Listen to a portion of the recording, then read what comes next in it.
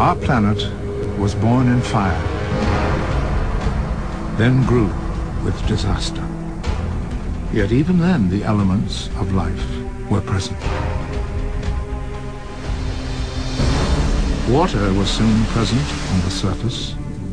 When calm, it would provide a sheltered cradle for the first life on Earth.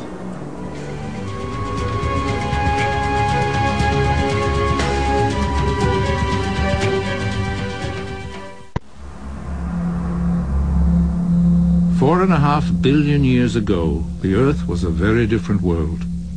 Under layers of thick gaseous clouds was a planet still hot from its birth, with an atmosphere both dense and crushing. The early planet was probably only a tenth of the size that it is today.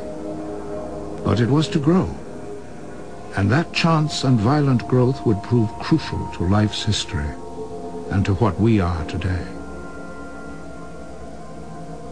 The early solar system was far more crowded than now. Where today the four inner planets orbit, 4.5 billion years ago were scores of smaller planets orbiting the sun. Orbits of some were drawn by gravitational force towards each other. Encounters of awesome magnitude were unavoidable.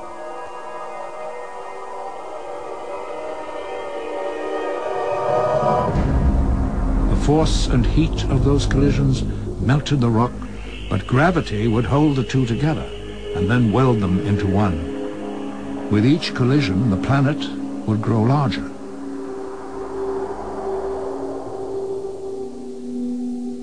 We believe that of the four innermost planets, Mercury was formed by only 1 or 2 such collisions, while Venus, almost the size of Earth, was formed by 8. Mars may have escaped any collisions. But Earth grew largest, perhaps from as many as 10 impacts.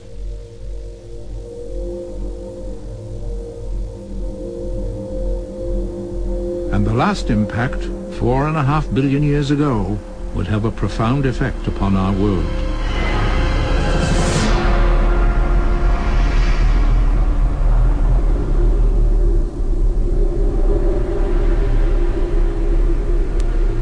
The giant body crashed into the center of the planet and gave Earth its iron core.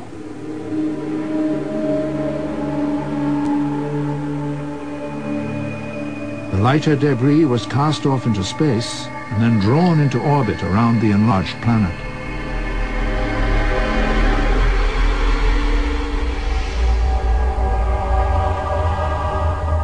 For some millions of years, the Earth had rings like the planet Saturn. Smaller collisions continued, and from that debris was born our moon.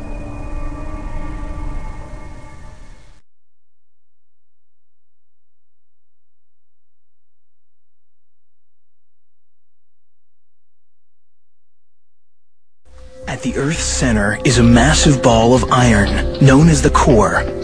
An outer core of molten iron swirls around it. Next is the mantle, slow-moving, hot rock, 1,800 miles thick. In contrast, the crust, the part we live on, is thin. In fact, it's broken into pieces called plates. 4.6 billion years ago, a continual rain of meteorites pounded the molten Earth. Each strike brought with it more rock, making our planet bigger and scattering metals over the surface.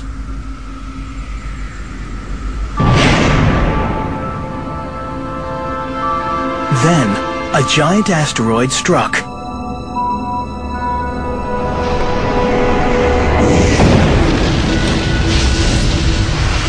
Its massive iron core didn't stop on the surface.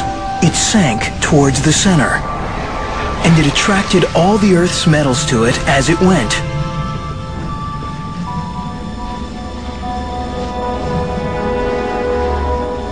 The asteroid's lighter, rocky debris went spinning around the Earth.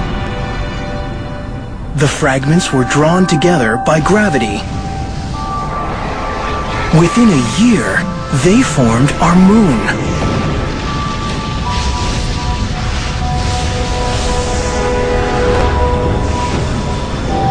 That's why the moon has no metal at its core. And it's why metal is rare in the Earth's crust. It arrived much later, in meteorites from outer space.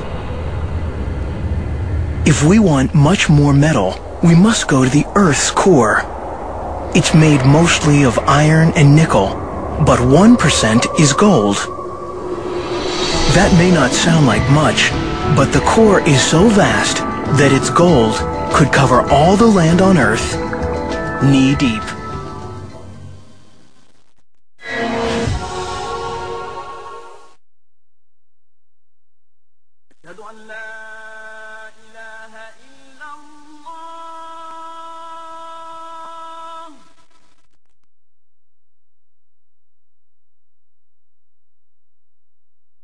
أشهد أن محمدًا